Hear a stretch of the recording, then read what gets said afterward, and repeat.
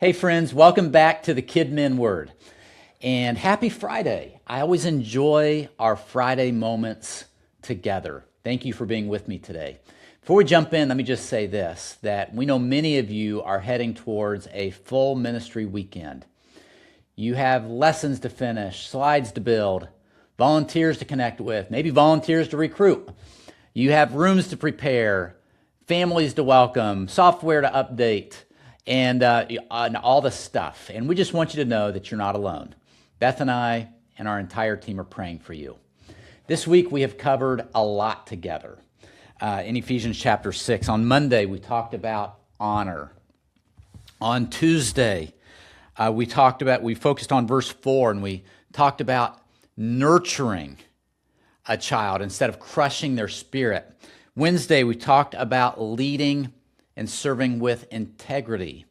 Yesterday, we remembered that our ministry is never wasted. And today we land on leadership.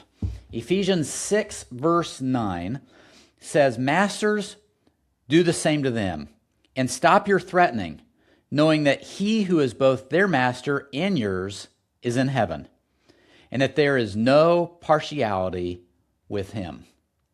This is such a fascinating verse because Paul turns his attention toward those in authority. And he says something very radical. He says, lead differently. Lead remembering that you too are accountable to God. In other words, authority is stewardship. It's not superiority. And if we're honest, this speaks powerfully to all leadership, to pastors, to directors, to parents, to team leads, to small group leaders, large group leaders. Leadership is not about control. Leadership is about care. Paul says, do the same to them in verse 9. Meaning, show them the same sincerity, respect, and dignity that you would hope to receive. Because here's the thing about heaven. Heaven levels the playing field.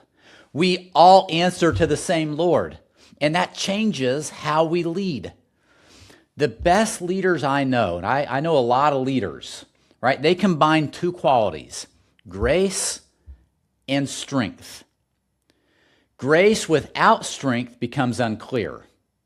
Strength without grace just becomes straight up harsh and difficult.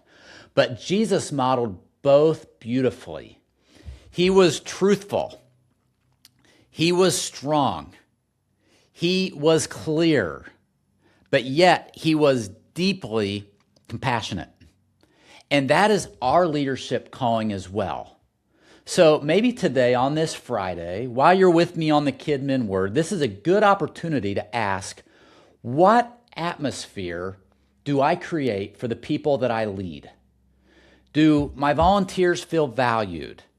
Do kids feel safe?